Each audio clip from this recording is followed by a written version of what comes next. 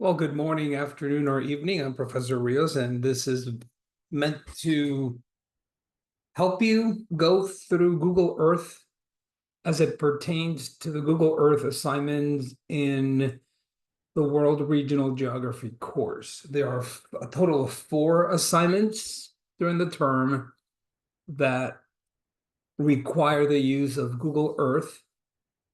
In addition, you can use Google Earth in your discussions in order to make your point, whether that is your original post and or responses to posts of other students. So I highly recommend that you take advantage of this free and relatively easy to use tool that's available to you 24/7, so long as you use Google Chrome or Firefox.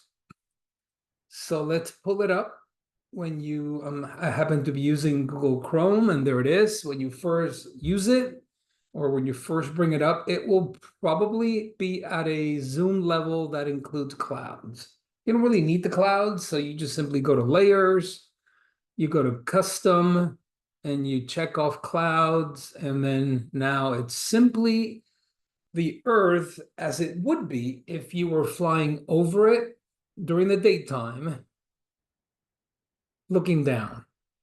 That's it. Like you're flying really, really high, and you're able to see the different sort of shadings. For example, when you look at the Amazon rainforest, how deep green it is. And then once you get away from the rainforest and you get into the grasslands, for example, it becomes a little bit lighter green because there aren't as many trees. Or if you are near deserts like the Atacama here in Chile and Peru uh, and Bolivia, how you have essentially, browns and tan colors. Okay. So allow this tool to help you to sort of, you know,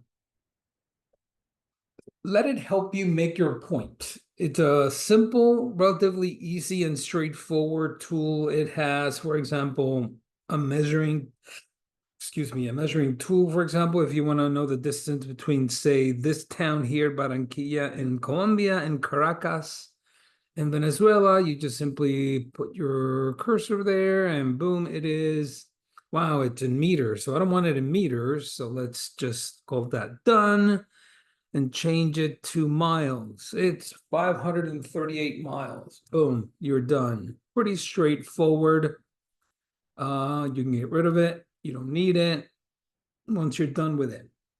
Now, in some of the homeworks, the idea of coloring helps, meaning the way it looks on the map. So, for example, if you look at the state of Texas, you can see how the eastern portion of the state is deep green or darker green. The middle is sort of in between, and the west is very dry. So let that help you figure out what it is you're seeing in terms of the environment that you're looking at. So, for example, East Texas gets a lot more rain. It is full of what are called piney woods. And as a result, you sort of have this very distinctive dark color if you sort of pull away. Now, once you get into the middle of Texas, for example, from Dallas all the way down to San Antonio, it's a little less green, meaning it's more scrub vegetation. There are fewer pine trees, if any. And as a result, you have this sort of mixed light green with a little bit of dark green, but mostly light green. Now, once you get out into West Texas, so El Paso, Lubbock, Amarillo, you have a very distinctively dry regime where there's mostly grass. Ranches here, very little is grown in terms of food. It's mostly grass and hay and other drought tolerant vegetation. So that tells you something about the climate. Okay. Of course, once you head out west, you see the difference between the Green Mountains, the wet side, which is usually the west side in the northern hemisphere, and the dry side that you see here in the Sierras, for example. So that's one way of looking at it. Now, if you're going to be using Google Earth to come up with a city or something about a city, so let's pick Las Vegas. So when you look at Las Vegas, and if you're trying to say something about Las Vegas, this right here, this zoom level doesn't really tell you much. Here you have the scale at the bottom. So that distance is about 30 kilometers. Well, this doesn't really tell you much, does it? I mean, it tells you that Las Vegas is east of mountains, west of Lake Mead. That's pretty much all you can tell. Now, if you want to say something about the city of Las Vegas, you probably need to zoom in and now sort of zoom in. You can do the 3D. So if you do this, and now you can begin to look into, for example, here's the football stadium where the Super Bowl in 2024 was held. Here you have the different casinos. You have that sphere that you've been hearing about a lot that lights up at night. You have the different hotels and golf courses and so on. So that is one way of taking advantage of Google Earth. Now you're able to tell lots and lots about the city by simply zooming in at the right level. Now, if you let me zoom into the football stadium, for example.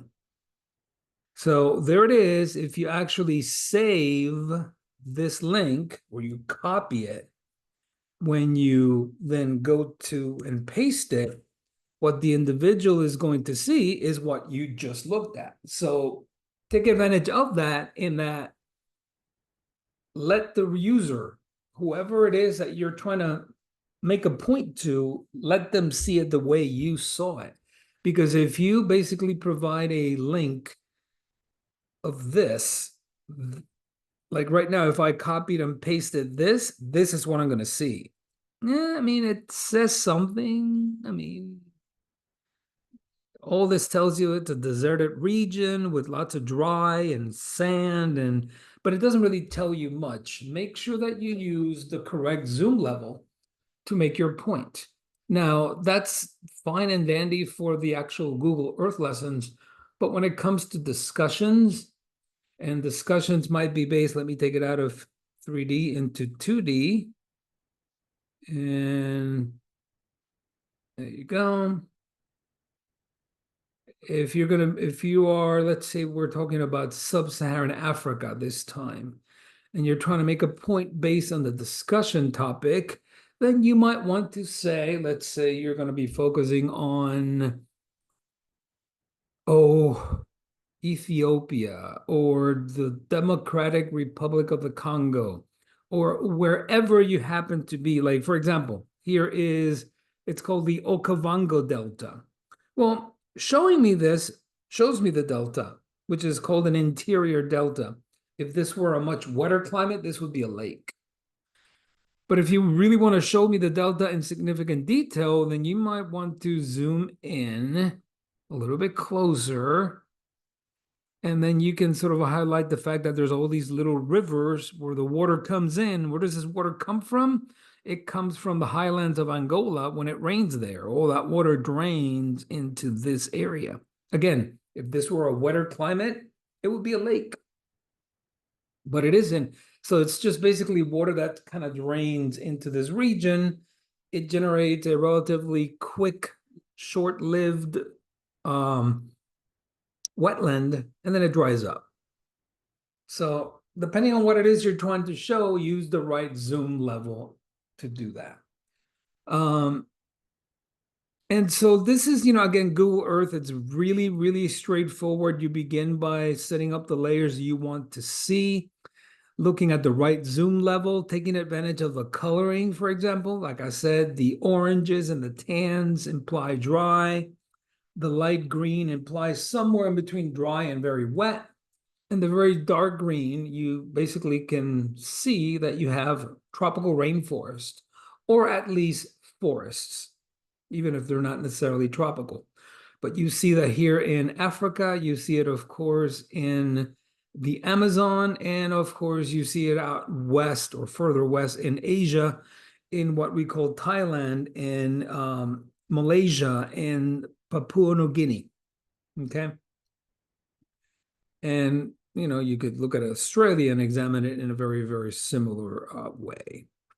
So in any event, I hope that helps. Again, take advantage of these Google Earth assignments. Are really relatively straightforward, but you have to take advantage of the tool that's given to you and not just provide something that in the end, if you leave it up to the reader, in that case, me, to try to figure out what it is you were trying to say with a link, then you probably didn't do that well at the assignment. You need to be clear in the way you use the information that you're trying to present. So if you have any remaining questions, if this didn't answer the questions you had, and that's fine, then please get with me and I'll be happy to go over it with you. But this is, again, once again, for the Google Earth assignment in the World Regional Geography course, both the ones I teach at PACE and at St. Thomas Aquinas. So it applies to both those courses. If you have any questions, let me know. Bye.